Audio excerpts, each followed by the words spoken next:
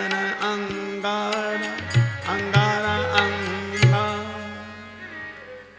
चंद्रमा में आग दिखाई दे रही है, तारे दिखाई दे रहे हैं, कोई नीचे नहीं गिरता। हनुमान जी ने विचार करके मुद्रिका गिराई और मुद्रिका में लिखा है राम नाम। मां संकट के समय तो राम नाम का ही स्मरण करो। यह मुद्रिका कहां से आई, किसने दी? चकित चितौ मुद्री पहचानी। हनुमान जी श्री राम कथा कहने लगे। जानकी जी ने कहा जिसने इतनी सुंदर कथा सुनाई उसे भी तो देखें। हनुमान जी बोले बस माता कथा ही सुंदर है, कथा कहने वाला तो बिल्कुल बंदर है, ये छिपा ही रहे सो अच्छा। पर जानकी माता बोली बंदर ही सही, कथा सुनाने वाला तो सुंदर आवे।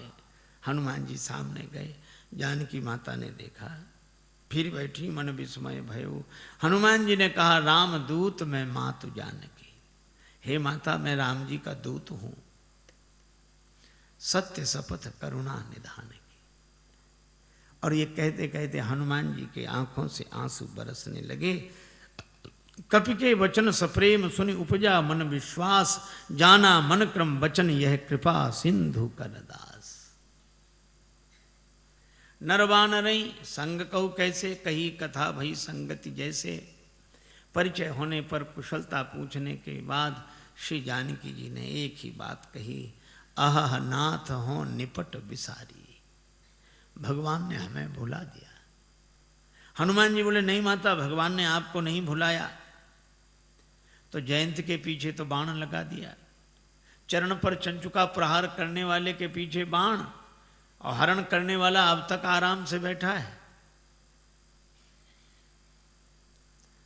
श्री हनुमान जी ने कहा माता वहां भगवान के पास धनुष बाण कहां था? प्रभु तो आपका श्रृंगार कर रहे थे। जानकी माता बोली हाँ बेटा, प्रभु ने उन्हीं लकड़ी की सींकें उठाई, एक को धनुष बनाया एक को बाण। तो सींक क्या बाण बनी होगी? नहीं नहीं, प्रभु का संकल्प है। तो मां औरों को तो सींक ही दिख रही होगी, बाण है ये तो पता आपको होगा। हाँ। तो हनुमान जी बोले ऐसा भी तो हो सकता है कि हरण करने वाले रावण के पीछे किसी और रूप में बाण को लगा दिया हो। और रूप में? किस रूप में? हनुमान जी ने कहा कि माता सामने देखो, ये वानर के रूप में राम जी का बाण ही है। जिम अमोघ रघुपति कर बाना, एही भांति चले हनुमाना। ये बाण है। धनुज वन कृशानुम, रघुपति बाण कृशान, श्री हनुमान जी कहते हैं। जननी हृदय धीर धरु जरे निशाचर जान, ये राम जी का बाण है। सिंह के रूप में जयंत के पीछे बाण लगाया और बानर के रूप में रावण के पीछे बाण को लगा दिया। बेटा हनुमान अच्छा किया कि तुमने हमें बता दिया, तुम न बताते तो मैं कैसे जानते। हनुमान जी ने कहा कि माता मैं भला आपको बताऊंगा, आपको स्वयं पता लग गया। और आपने रावण से कह भी दिया। जब रावण ने कृपाण उठाई तो आपको लगा क्या मैं यहां बिल्कुल अकेली हूं? तो जैसे ही आपने सोचा तो आपको पता लग गया कि हनुमान यहां है। तो आपने रावण से भी कहा, अस मन समुझ कहत जान की, खल सुधि नहीं रघुवीर बाण की। अरे खल, तुझे राम जी के बाण की खबर नहीं है। अगर अंतर कथाओं का सहारा न लिया जाए तो राम जी के बाण के रूप में तो यहां अर्थ श्री हनुमान जी का ही ध्वनित होता है।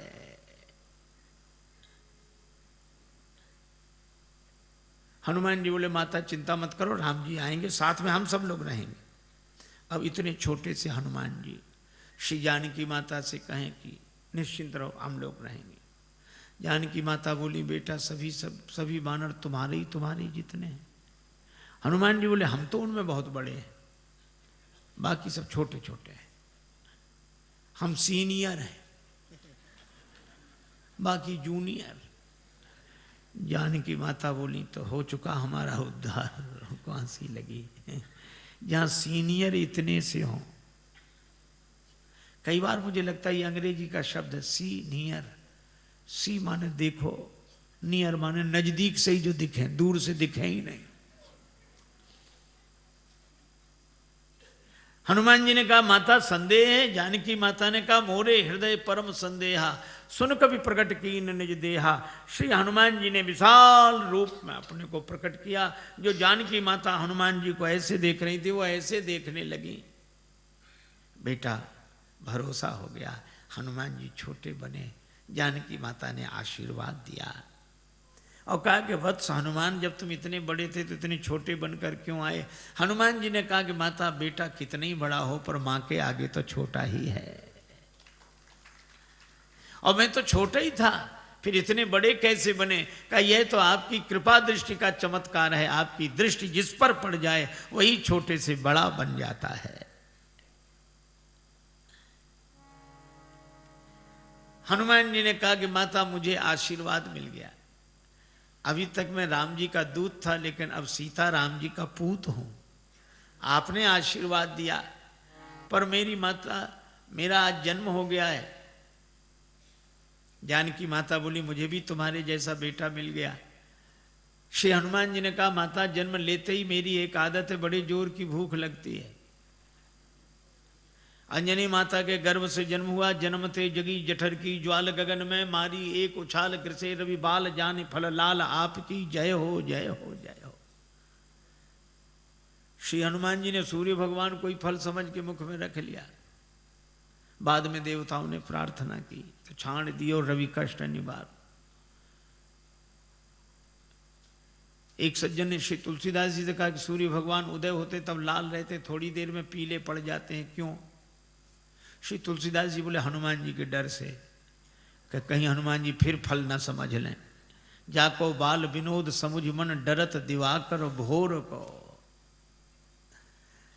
जब हनुमान जी बड़े हुए तो सूर्य भगवान से पढ़ने गए, गुरुदेव मुझे पढ़ाइए, मैं आपकी शरण में आया हूं। सूर्य भगवान ने देखा कि इस बालक को तो पहले भी कभी देखा है, पर याद नहीं आ रहा कहाँ देखा है। याद आ गया, आ गया, ये वही बालक है जो एक बार बचपन में आया था। ऐसे विद्यार्थी को पास रखना ठीक नहीं। पढ़ते पढ़ते कब भूख लगा, उतनी दूर से छलांग लगा कि आगे अब तो ये सामने ही रहेगा। सूर्य भगवान बोले हम चलते फिरते गुरुजी हैं, एक जगह नहीं रहते, तुम एक जगह रहने वालों से पढ़ो।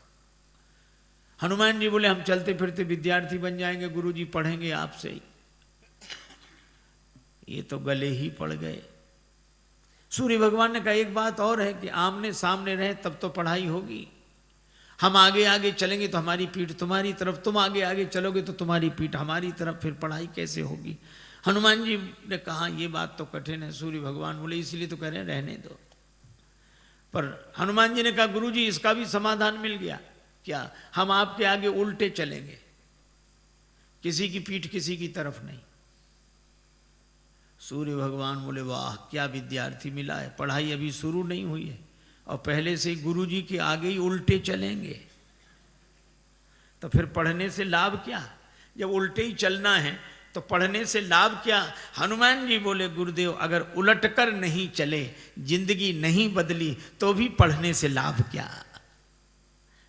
और हनुमान जी उल्टे ही चले। पाछले पगन गम मगन गगन मग क्रम को न भ्रम कपि बालक बिहार सो। तो सूर्य भगवान श्री हनुमान जी के बल से परिचित। कुछ लोग कहते हैं कि हनुमान ठुड्डी टेढ़ी पड़ गई इंद्र के वज्र की चोट से, पर तुलसीदास जी कहते हैं नहीं नहीं, इंद्र के वज्र की चोट हनुमान जी की ठुड्डी को नहीं लगी, हनुमान जी की ठुड्डी की चोट इंद्र के वज्र को लगी।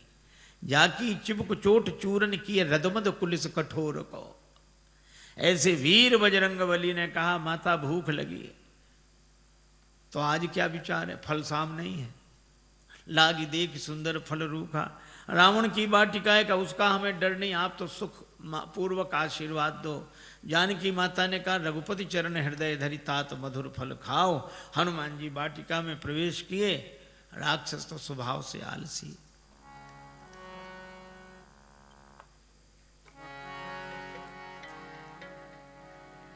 चले नाई सिर पैठी बागा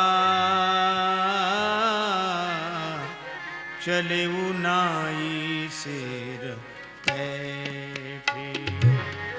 बागा चले नाई शेर बैठे, बागा चले नाई शेर बैठे।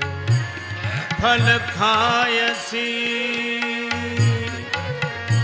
तरु तोरे लागा, शेर पे नाद चले नाई शेर बैठे, बागा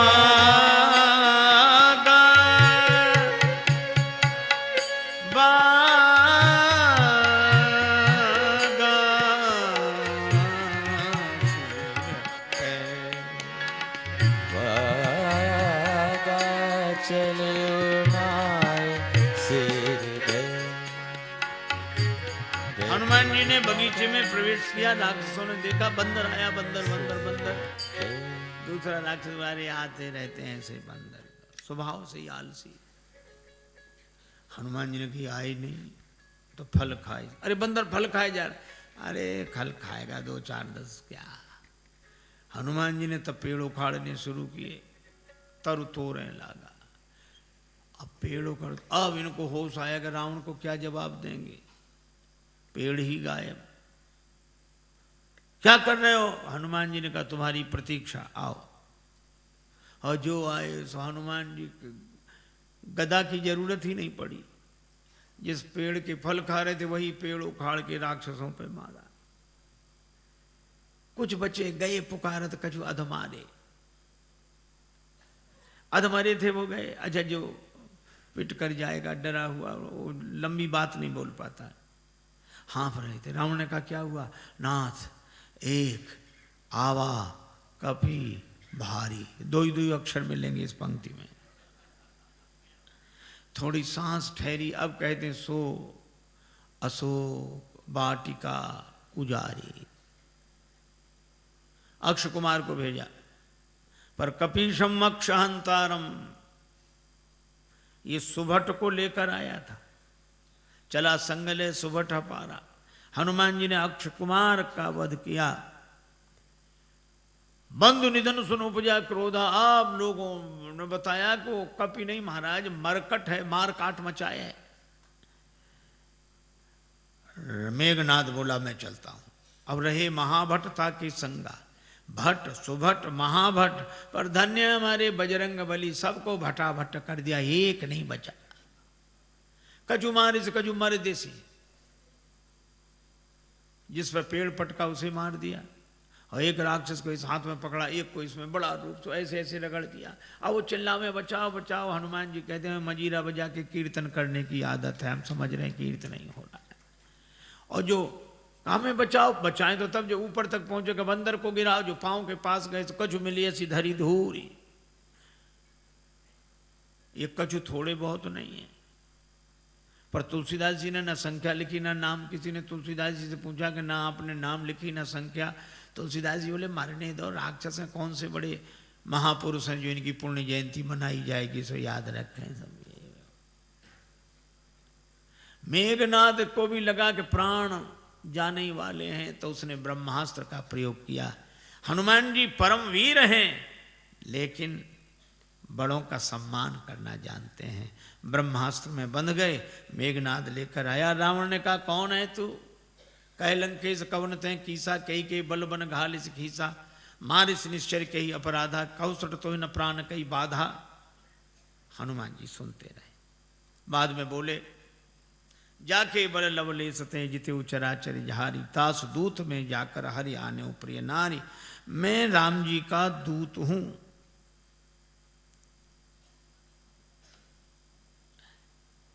विनती करता हूं, विनती करो जोरी कर रावण सुनो मान तज मोर सिखावन।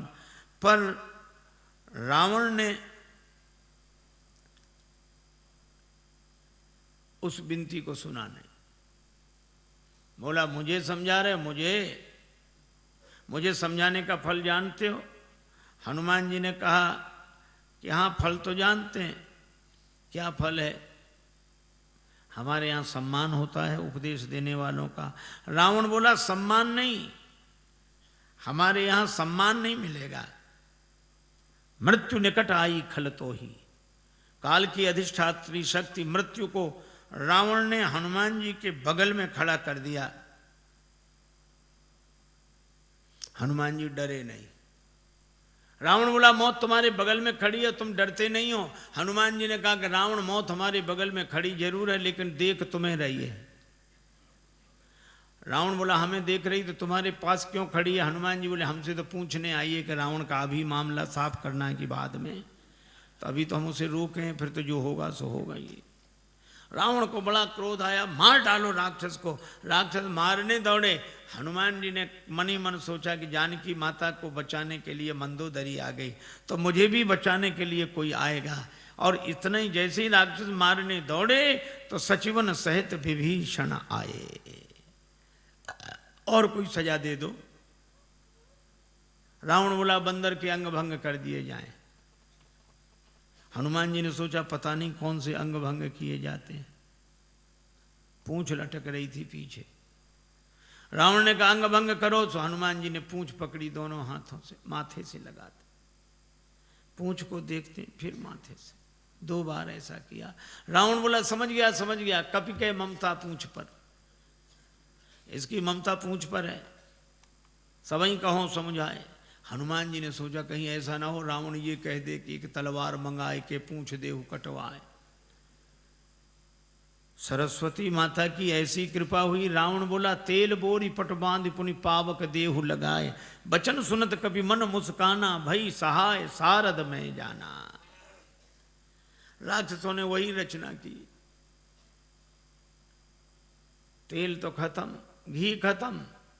रावण बोला मूर्खो घी के लिए कहा किसने था? हमने कहा था तेल बोरी पट, तुमने घी। राक्षस बोले हमने सोचा बंदर की पूंछ में थोड़ा बहुत लगेगा, वो तो बढ़ती जा रही है। रावण बोला तेल में ही डुबो कपड़े। हनुमान जी के पास गए कि घी नहीं तेल। हनुमान जी बोले जैसी जिसकी श्रद्धा हो, हमें सब स्वीकार है। अच्छा आपने कभी विचार किया कि रावण को हनुमान जी की पूंछ से क्यों चिढ़ है? रावण को हनुमान जी की पूंछ से चिढ़ है क्यों? आपने देखा होगा पूंछ अंग विशेष को कहते हैं और प्रतिष्ठा को भी पूंछ कहते हैं। कई बूढ़े लोग घर के बाहर मिलते उदास, उनसे पूछो क्यों, क्या बात है? कुछ नहीं, फिर भी अब इस घर में हमारी कोई पूंछ नहीं रही। बोलो है पूंछ की परेशानी की नहीं। उनके घर गए, चाय की कौन कहे, पानी तक के लिए नहीं पूछा। बेटे से कहो तुम पिता को नहीं पूछते हो, वो कहता पिताजी ने हमसे पूछकर काम किया कभी कुछ? सब जगह पूंछ की ही समस्या, और हम अपनी पूंछ आगे रखते हैं पीछे नहीं। और रावण को भी हनुमान जी की पूंछ से ही चिढ़ है। रावण को लगता है लंका हमारी और हमारे यहां इनकी पूंछ। तो ईर्ष्या की आग में जलने वाला पूंछ को जला देना चाहता है, लेकिन जब जब कोई दुर्जन किसी सज्जन की बढ़ती हुई प्रतिष्ठा की पूंछ को मिटाने की चेष्टा करता है, तब तब भगवान की कृपा से उसकी पूंछ और बढ़ती है। बाढ़ी पूंछ की न कभी खेला। आग लगने वाली थी। हनुमान जी ने सोचा नगर में घूमकर देख लें, सभी ने चंदा दिया है, प्रसाद भी तो वहां वैसा वैसा देना पड़ेगा। रावण बोला बंदर को नगर में घूम कर आए, सब जगह से कुछ न कुछ आया, विभीषण के यहाँ से कुछ नहीं, इन्हें प्रसाद नहीं देना। आग लगी, हनुमान जी को पता ही नहीं लगा। देखा कि आग लगी, पावक जरत देखी हनुमंता, भय परम लघु रूप, तुरंत छोटे बन गए और ब्रह्मास्त्र से निकल आए। पर बड़ा विशाल रूप बनाया, बालधी विशाल विकराल ज्वाल जाल मानो, लंक लील वेकों काल रसना पसारी है। चारों तरफ आग, ऐसी आग लगाई। पूंछ तो पहले से ही लंबी, जैसे बगीचे में बैठकर आदमी पाइप से पानी देता, यहाँ वहां वहां, हनुमान जी ने ऐसे आग लगाई चारों तरफ। रावण ने बड़ी कोशिश की, बादलों से कहा बरसो, बादल बोले जो आ गया। उसी समय हवा इतनी तेज चली कि पानी बरसे बादल बरसे लंका में और पानी गिरे 2 किलोमीटर दूर उधर जाके जहां आग नहीं थी। रावण ने प्रलय के बादल बुलाए, प्रलय पयोधि बोले, वो भी नहीं बुझा सके। राम रोष पावक सो जरई, लंका जलकर राख हो गई। और हनुमान जी जानकी माता के पास पूंछ बुझाकर छोटा रूप बनाकर, जानकी माता ने कहा, वत्स मुझे तो बड़ा डर हो रहा था, लंका जल गई, तुम्हारी पूंछ का बाल भी नहीं जला, क्यों? हनुमान जी ने कहा कि माता,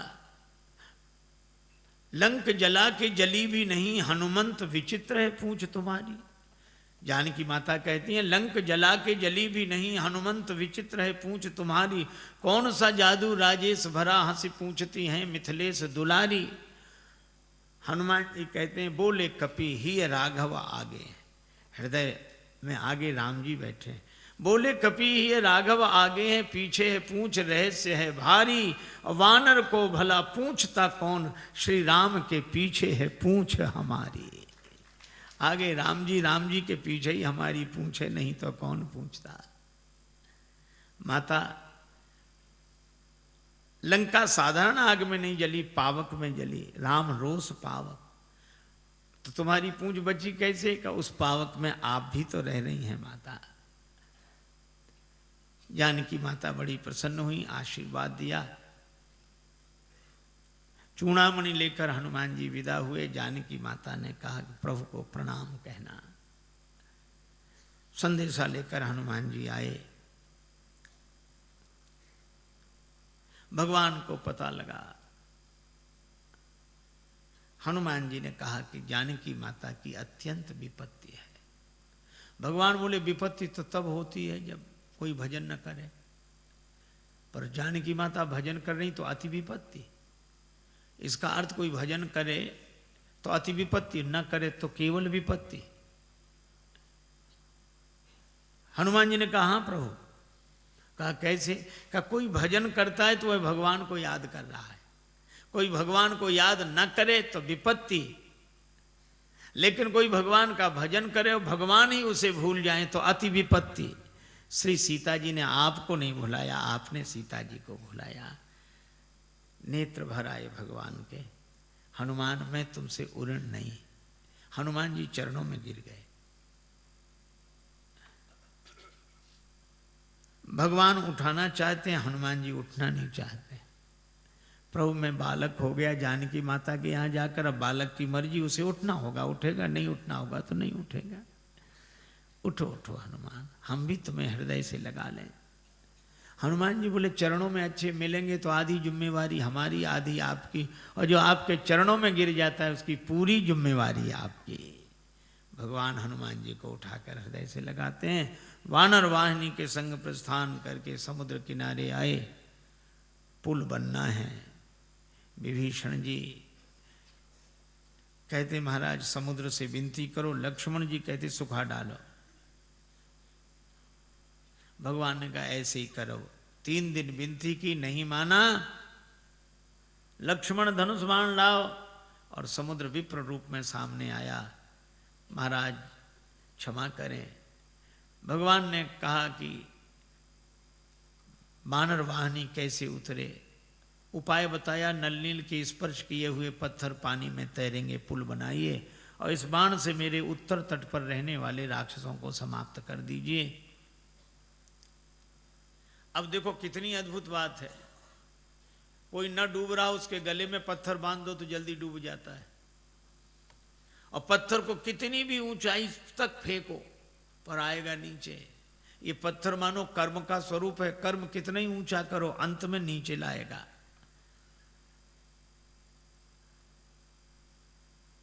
और ये पत्थर डुबाता है, हाँ, देहाभिमानी को डुबाता है, लेकिन नलनूल छू दे इसे, विवेक वैराग्य के द्वारा छू दो तो ये पत्थर तैरने वाला बन जाता है।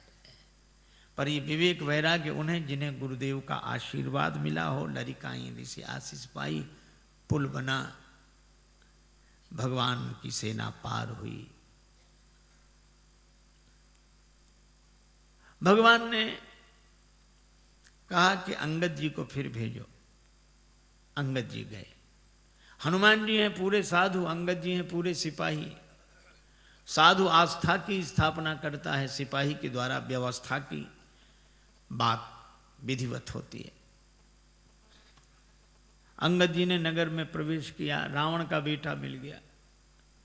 बंदर बोले वही राक्षस बोले वही बंदर फिर आ गया, लेकिन रावण के बेटे ने लात उठाई, मार नहीं पाई।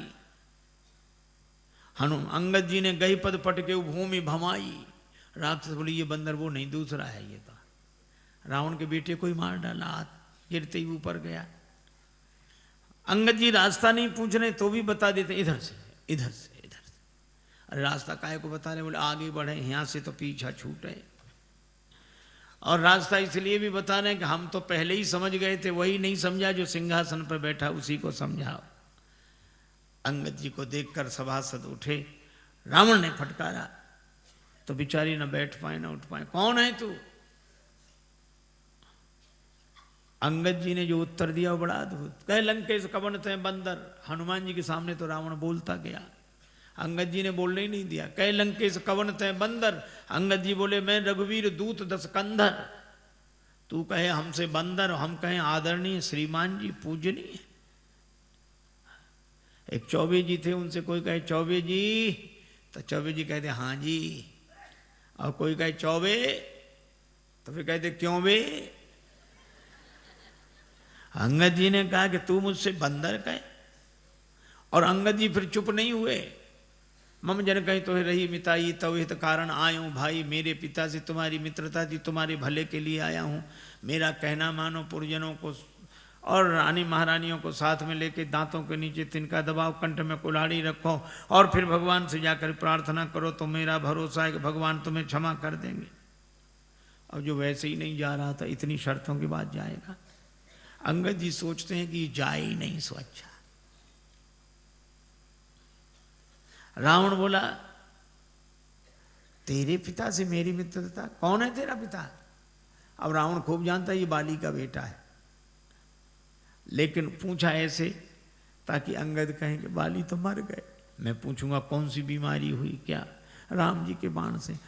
तो रावण बोला मैं फिर कहूंगा कि जिसने तेरे बाप को मार डाला उसी की सेवा करते शर्म नहीं आती? बाप की मृत्यु का बदला लेना है तो हमारे साथ आ। लेकिन जैसे ही अंगद जी से कहा कि तुम्हारा पिता कौन, तो अंगद जी बोले 6 महीने जिसकी बगल में दबे रहे उस बाली को भूल गए। रावण ठाका लगा, बोला हाँ हाँ हाँ हाँ हाँ हाँ, रहा बाली वानर में जाना। आजकल बाली कहाँ है? अंगद जी बोले 8-10 दिन में तुम भी वहीं पहुंच जाओगे जहां बाली है। वही कुशलता बताए। रावण बोला तुम्हारे कठोर वचन में सहन कर रहा हूं क्योंकि मैं धर्मात्मा हूं।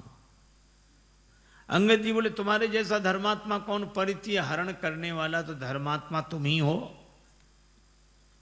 शर्म नहीं लगती? डूब न मरो धर्म व्रतधारी। रावण ने कहा तू मुझे नहीं जानता, मैंने अपने सिर काट काट कर शंकर जी को चढ़ा दिए, मैं वीर हूं।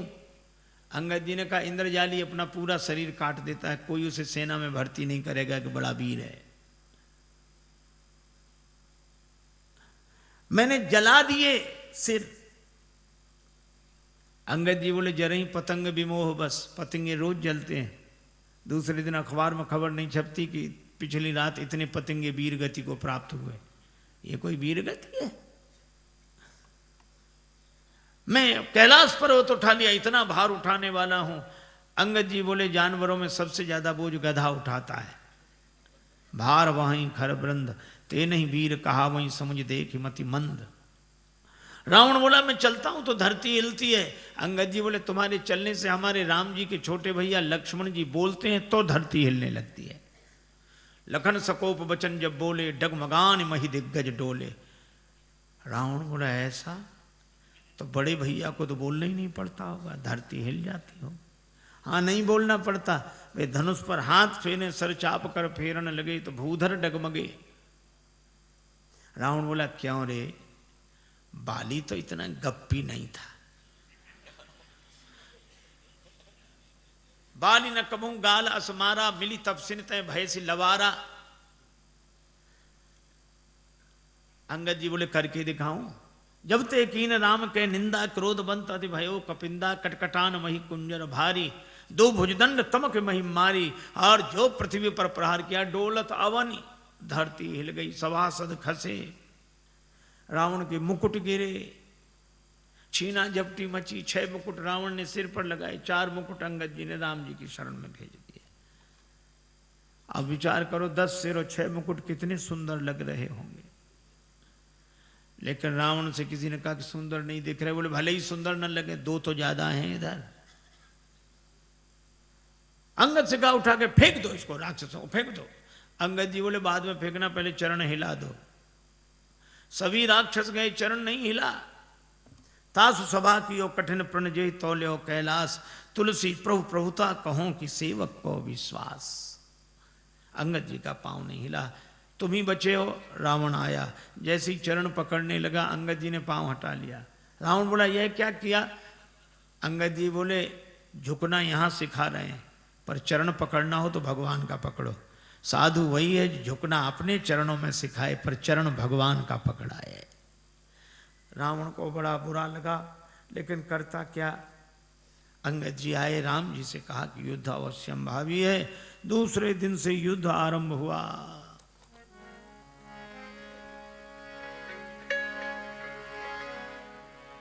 उत रावण इत राम दुहाई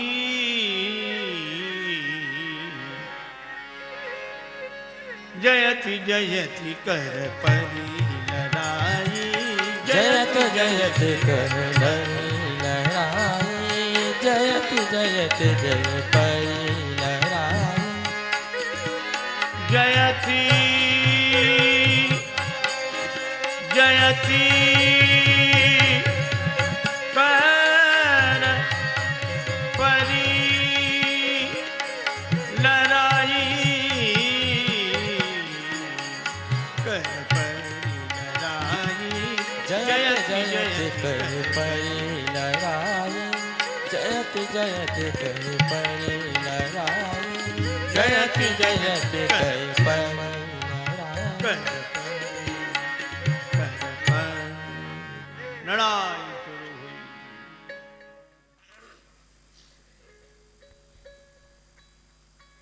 मेघनाद आया। हनुमान जी जहां लड़ते मेघनाद उस दरबार